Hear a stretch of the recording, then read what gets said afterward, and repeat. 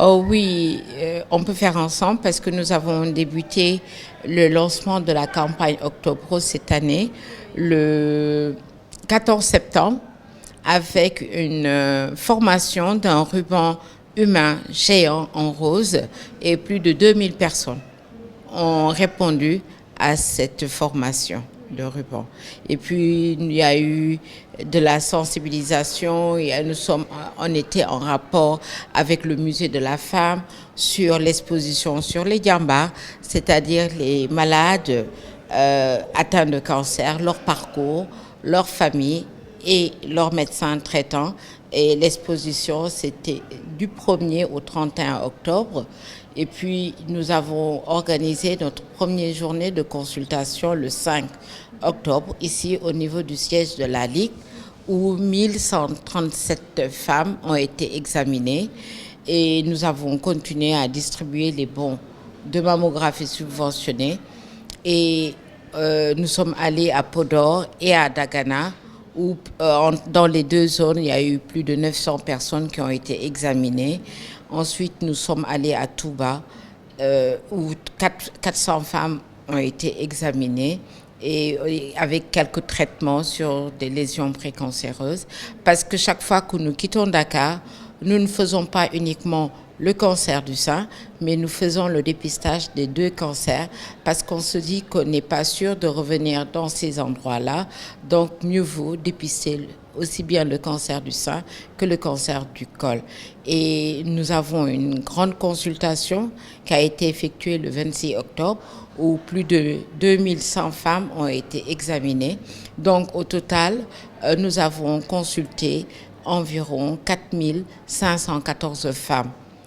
Et il nous reste une dernière consultation qui va concerner le dépistage du cancer du col de l'utérus qui se fera le 2 novembre.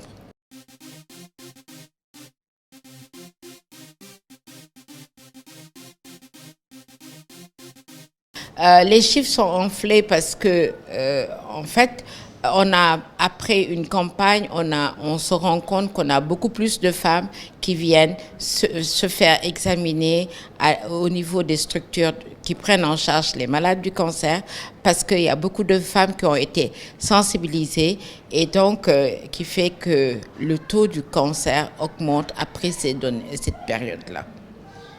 Donc, elles sont touchées, elles sont sensibilisées et le tabou du cancer est levé et commence à lever parce que vous voyez que le 26, il y a eu 2100 femmes qui ont été examinées en une journée et qu'elles sont là, elles ont été là-bas toute la journée, elles ont posé des questions. Et donc, il y a eu des activités de questions-réponses et elles ont attendu jusqu'à 19 heures, les dernières, pour rentrer.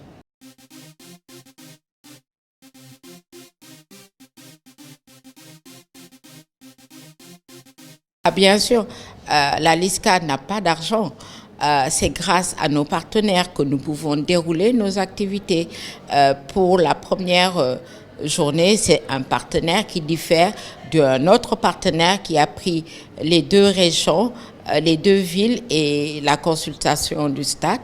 Nous avons un autre partenaire qui prend la journée du 2 novembre.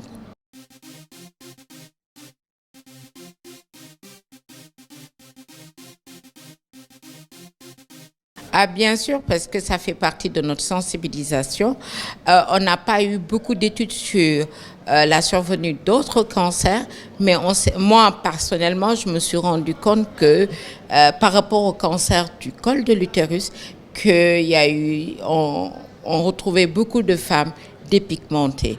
Donc, parce que il y a les dermocorticoïdes dans des zones intimes et tout, donc qui favorisent les infections et ces infections là avec la présence de human papillomavirus entraîne des cancers du col de l'utérus. Il y a des cancers cutanés, hein, donc on se rend compte que la dépigmentation est facteur de risque. Et ça s'est avéré. Il faudrait qu'on puisse mettre les moyens pour voir la réalité au niveau du Sénégal, quels sont les types de cancers qui sont induits par la dépigmentation.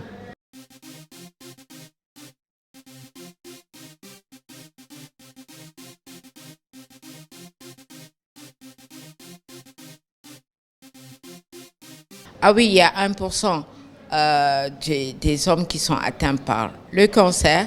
Et donc, je demande à tout le monde de faire l'auto-examen des seins. C'est facile, ça ne coûte absolument rien.